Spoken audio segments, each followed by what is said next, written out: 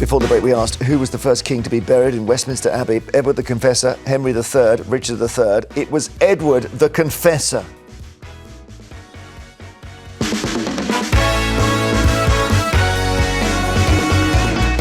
Yeah, I mean, Richard III was found under a car park, wasn't he? Yeah, indeed. Poor guy. Yeah, absolute classic, isn't it? If there's a king who's been lost, he's going to be found under. He must have had a long fine. All that time without and they've getting got a ticket. I've been there today. They've now got a whole exhibition centre on Richard III who they've buried in a better place. Later, we'll debate whether we need to axe the triple lock on pensions. First, is it time to scrap the one-in, one-out migrant deal? 0207 862 2222. Get your calls in now. It dominates the front pages today. An Iranian man who was sent back to France under one-in, one-out has basically thought, well, I don't fancy that, and he's come back to the UK on a small boat. So there we are. The Sun headline is "Come Again." The Mail headline... They're loving the headline, the headline writers. Le farce. And we've seen an unusual thing here where the Express headline says it's one in, one out and back again. And I don't see this in newspaper land very often where the Telegraph has got exactly the same wording. One in, one out and back again. And it does obviously give the lie to a lot of anger about this. Only 42 people have been sent back in exchange for 23 asylum seekers that we've accepted from France. This guy told The Guardian he's being held in an immigration detention centre and says that he was a victim of modern slavery in France. On top of this, we now know more people have arrived in the UK on small boats this year than the entire total for last year, when 36,816 people crossed the Channel. And Kevin, of all the things that Labour said in the run-up to that election, which they might be wishing they hadn't won, saying they're going to smash the gangs was probably the silliest, wasn't it? Well, it was a slogan. I mean, it's a goal, and that's what you have to do. If you're going to deal with this issue, you've got to stop the sailings. That's the easiest way. But that's not easy to... It was fanciful. It's not easy to do. The record numbers in small boats was in 2022, 3 years ago, 45,000. I suspect in the Home Office and the Downing Street, they're crossing their fingers and praying that it isn't that high. We're tracking with that. Yeah, although the other figure that matters on this is what happens when people come, because the majority of people who come over on the Channel are found to have a legal right to be here under refugee conventions we've signed up to, but then are the people who are found not to, that minority, the significant minority, where do they go? Are they sent home? Where I mean, there might be people watching who say, when people get this legal right to be here, what's that all about when they come from France? So the idea because under the 1951 UN Refugee Convention, to which Britain is signed up as part of international law, you can travel through other safe countries to reach the country you think is going to be your haven and destination. When we were in the European Union, sorry to mention this as a Brexiteer, but when we were in the European Union, the Dublin Convention operated whereby you could be sent back to the country where you landed. This is such a false argument, Kevin. You're too clever. You know it is. That we were net recipients of people under the Dublin Convention every single year it was in operation. We took more people from Europe. We had fewer than people we sent coming then. back. We had fewer people. There were fewer people trying to cross the Channel. People were coming then, and trains and lorries. That has been reduced. People are now it getting has switched over. Would you scrap this one in, one out? Oh, this one in, one out is actually one out, one in, so that we send one back to France and they swap them over for someone new. Zero sum. But it's zero. Yeah, but that's okay. That changes nothing. Oh, I see. We don't reduce the number coming here by just swapping them around. You're misunderstanding the intention of it. The intention. It might not work, but you're misunderstanding the intention. The intention is right. The last government used to shout Rwanda all the time. Rwanda could take 300 people a year. You could do your sums if you were in the 25, 30, 35,000. Your chances of going to Rwanda were very remote. But you could have gone to Rwanda. It was a one-way ticket. It wasn't processing. It was a one-way ticket. Although if you committed a crime in Rwanda when you were there, you'd be sent back to Britain. So all you had to do was take a box of matches, burn your mattress, and you would have been sent back. The idea I can see I'm losing you here. Isn't that interesting? I did start to glaze out. I'm so sorry. I was just starting to daydream. Right, the idea of one in, one out Yeah. is people who are deemed not to be entitled to be here, like this Iranian guy, you're sent back. So that becomes a deterrent. There is the risk of being sent back. And the ones that are brought in are those who will be found to have a right to be here. Often other family members, they have somebody here. Yeah. Will it work as a deterrent? Well, the plan was 50 a week. It's nowhere near there, but that will be 2,600 a year rather than the 300 in Rwanda. At He the knows moment, his stuff. 1 in 263 has been returned, and one of them has come back here yet again. Yeah. We're also still waiting on the extra people who have a good right to claim to live here permanently, whether we want them or not, under the international agreements we are foolishly signed up to, being sent over from the French. So we can expect more arrivals directly from them. Other people who have This scheme is not worth the paper it's written on. People who do get deported, there is a history of them trying to get into Britain again. That's always going to happen. Yes, exactly. It's happened Under under reform, the scheme. it'll happen. So it allows those who want to attack the scheme. Isn't going to stop anyone. It allows those who don't like the scheme to attack it. That's it. 8,000 ahead of where we were this time last year. So looking at the figures, we will be on around 2022 levels, back at the very peak. And under this, hang on, has had no deterrent effect whatsoever so far. If you look at the numbers since it came into effect, it has made no difference. I agree. It appears not to, but it's not up and running properly. If the gangs aren't taking any notice, it's not working. Let's take some calls. Tony in Cornwall, would you scrap the 1 in, 1 out? No, I wouldn't scrap it at all, because I don't think you can chop and change all the time, like scrapping Rwanda and spending all them millions. But one thing I would say is I don't think it's on its own it's going to do anything. We're going to be waiting a long time. And I think the main issues are that Labour don't believe in doing anything about immigration. They believe in open borders. The Conservatives believe it helps the economy. And whatever the two main parties say, whatever they say, they're just not going to do anything about it. Well, listen, the key driver for all of them is they want to win the next election. And you're not going to win the next election if you lose control of our borders.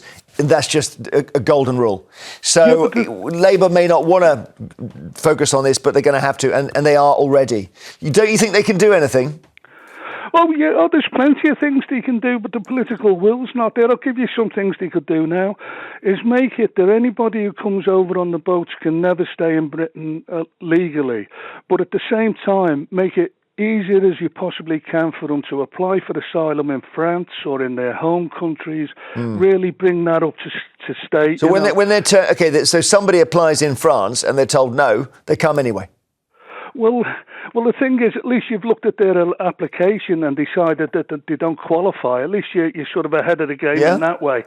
And another thing is, send the people back to their home countries who don't qualify for immigration. And the thing is, if the home countries refuse to take them, stop issuing visas, ordinary visas, to that particular country. I see. Unless they take back their citizens. Thank you, Tony. George in East Lothian, hi. Hello. Should they scrap it? Yes.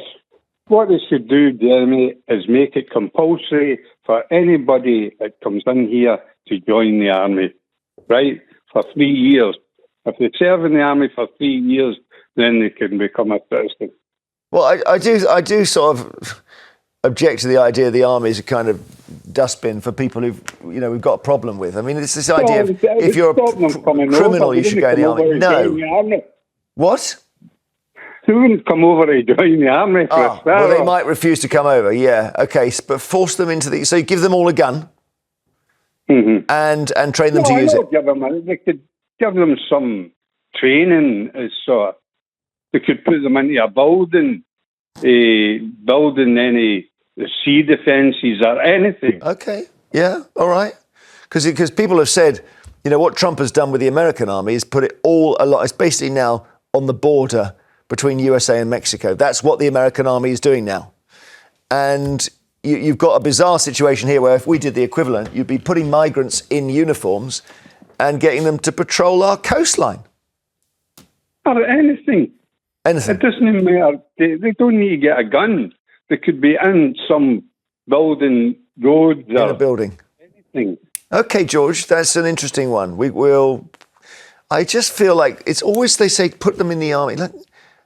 the army's got a serious job to do. There's decent people in there. You know, one of the reasons conscription ended was the army didn't want to train a load of reluctant people. Yeah. The army is a very professional army. Yes. It takes a great pride in what they do. And George is looking for a solution. I don't think that is it. Maybe I don't think he Tony means had like the solution Borstal. You either. remember Yeah. Borstal we had? Yeah. Which was basically you're going to go and you're going to be marched around a training ground, and then you'll never commit a crime again. Unfortunately, it just made people faster. Well, it's rather too often locking people in prison is like a university of crime, and they come out bigger, worse criminals than they went in. Yeah. Ian in Blackpool, hi.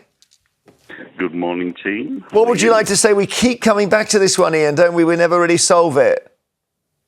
Yeah, my own personal opinion is that this one in, one out should carry on, purely on the basis that it is one person, and it's been effectively proved successful in that they've discovered that one person has come in with, sat for a second time. What?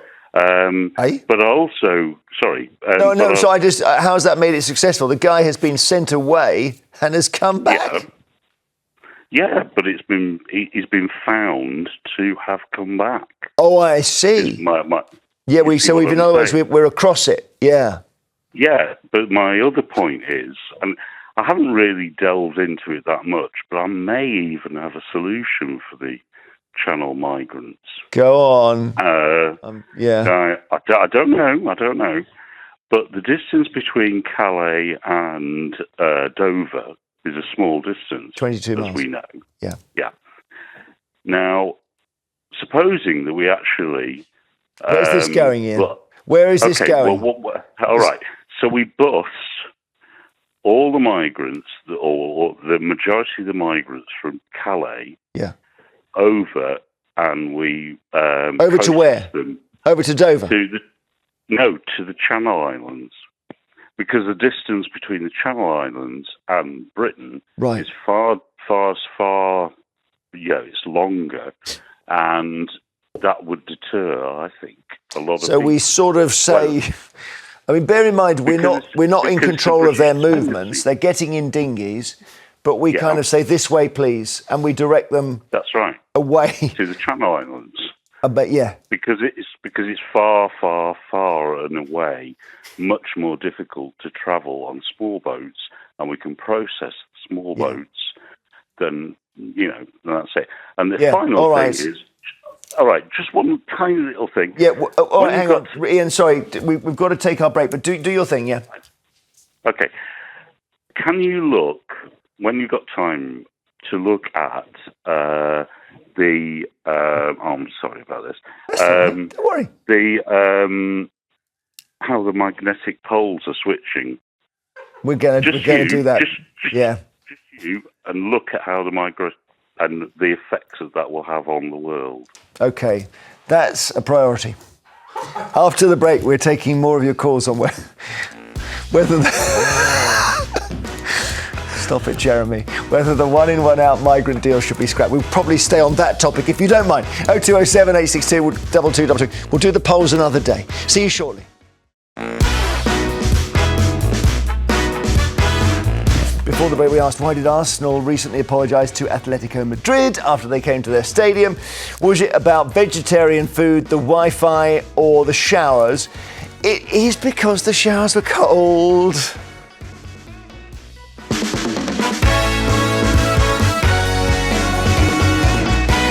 Got to be deliberate, hasn't it? Oh, it's a tactic, isn't it? It's got to be. The Stadium of Light, Sunderland, the home dressing room is far more luxurious than the very small away dressing room. Yeah, there we are. So, Annunziata and Kevin are with us. Later, we'll be asking whether we should make Prince Andrew face MPs, because he needs to answer questions about why he's not really paying rent at the Royal Lodge. Now, your calls on whether we should scrap the one in, one out migrant deal after a man basically went out and then came back again. So, and what's the headline? One in, one out, and back again. There we are. That's the Telegraph right there. Jean in Dorset, are you thinking this isn't going to work? Morning, panel. Can I just start by saying, with all due respect to the last caller, I think I've just beamed down from a parallel universe. Well, sometimes people stumble on things.